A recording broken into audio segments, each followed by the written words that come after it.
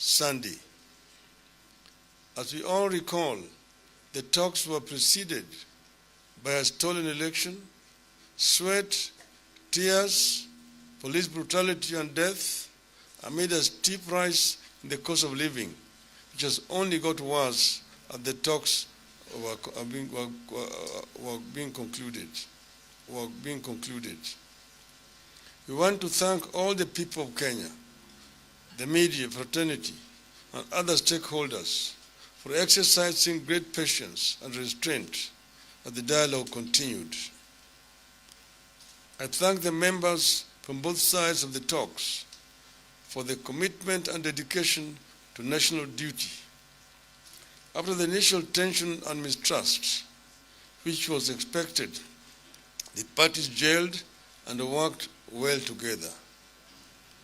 Trust returned in their ranks, and they were then able to show a strong commitment to peace and reconciliation and the strengthening of institutions and governance process in Kenya.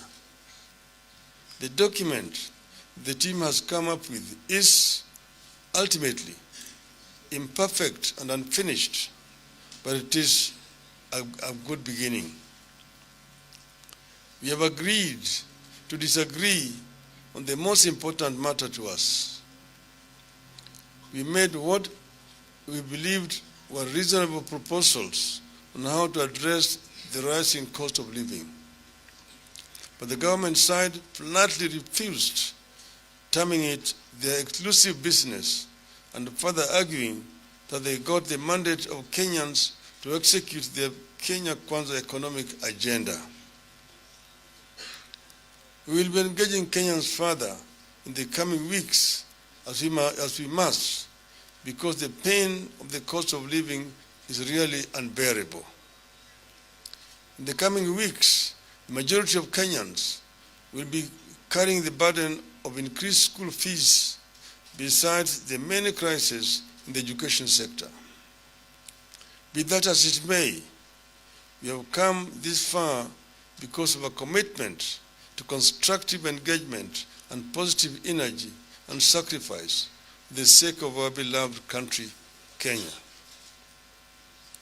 Our team was able to get positive results on a number of the issues that we had set out in our demands. These include electoral justice, which encapsulates audit of the 2022 election process, restructuring and the constitution of the IEBC, increase of the timelines for the Supreme Court to hear and determine a presidential election petition from 14 to 21 days, and a commitment to the spirit of multi-party democracy. We were also able to agree on the transfer of all devolved functions and the requisite resources to the county governments, in addition to amending the constitution to provide for the equitable share of the county governments to not less than 20% of all revenue collected by the national government from the current 15%, and the establishment of the World Development Fund. We believe that these are significant reform mileages that, if implemented, can help strengthen our governance and electoral processes and safeguard the march of democracy in Kenya. Azimio, however, remains deeply disappointed that the committee was not able to agree on the one fundamental issue on which Kenyans are united across the political divide. The two teams were unable to agree on the need and the means to reduce the cost of living. This is why we have described the document the committee presented as imperfect and unfinished. It was not for lack of trying on our part that the committee was unable to agree on the issue of cost of living. Kenyans will recall that at the beginning of the talks, the Kenya Kwanza administration was adamant that cost of living would never be taken to the discussion table, let alone being discussed.